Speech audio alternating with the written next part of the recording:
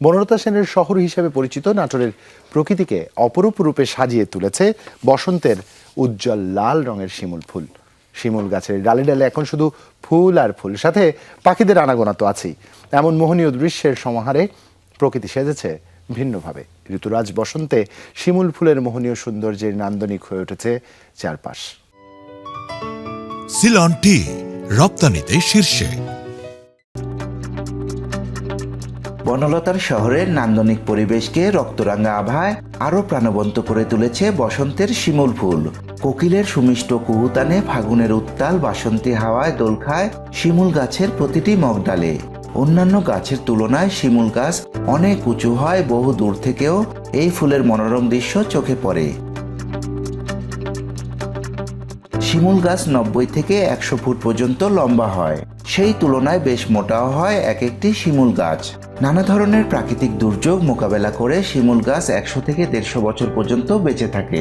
তাই এই গাছে ফুলের সমারোহ এক ধরনের রাজকীয়তায় ভরপুর থাকে। বসন্ত এলেই প্রকৃতিকে রাঙিয়ে দেয় শিমুল ফুল, জানান দেয় এক অসম ভালোবাসার বার্তা। ঋতুচক্রের আবর্তনে মোহনীয় সৌন্দর্য নিয়ে হাজির হয় প্রকৃতির মাঝে। বাচ্চা কাচ্চা এসে দেখে, কুড়াই নিয়ে যায়, আবার হলো যে বাচ্চা কাচ্চাগুলো নিয়ে খেলাধুলা করে, পাখি বসে, অনেক সুন্দর লাগে। গাছে অনেক গুণে ফুল ফুটে থাকে, আর গাছে পাখি ডাকে, কুহু কুহু করে পাখি ডাকে। এই শিমুল ফুলের কালার দেখলে, পাখির কুহু কুহু ডাক শুনলে প্রাণটা ভরে যায়। এই ফুলের সৌন্দর্যে মুগ্ধ হন সব বয়সী মানুষ। মুগ্ধ দৃষ্টিতে অবলোকন করেন শিমুল ফুলের আগুনঝরা সৌন্দর্য। নানা ছন্দে কবি সাহিত্যিকদের লেখার খোরাক যোগায় রক্তরাঙা শিমুল ফুল। শিমুল ফুলের সঙ্গে এদেশের মানুষের একটা নিবিড় সম্পর্ক রয়েছে। মনের অজান্তেই শিমুল ফুলের সঙ্গে গড়ে ওঠে মিতালি। ছোট বড় সবাই এই শিমুল ফুলকে পছন্দ করে। গ্রামের প্রায় প্রতিটি মানুষের সঙ্গে শিমুল ফুলের কিছু না কিছু স্মৃতি জড়িয়ে আছে। চারিদিক দিয়ে আপনারা লক্ষ্য করলে দেখতে পাবেন যে শিমুল গাছ, এবং গাছে এই সময়ে ফুল ফুটছে। ফুলগুলো খুব দারুণ দেখতে, খুব চমৎকার, লাল বর্ণের মতো হয়ে আছে। শিমুল ফুল দেখার জন্য অনেক দূর দূরান্ত থেকে মানুষ আসি দেখে যায় এবং ছবি টবি তুলে নেওয়া যায়। জায়গায় জায়গায় এরকম গাছ দেখলে মনটা ভালো লাগে। পাখির কলকাকলি ডাক, পাখি ডাকে শুনতে ভালো লাগে, মনটাও কেমন উৎফুল্ল হয়। শিমুল ফুল শুধু সৌন্দর্য বর্ধনই করে না, রয়েছে নানা উপকারিতা।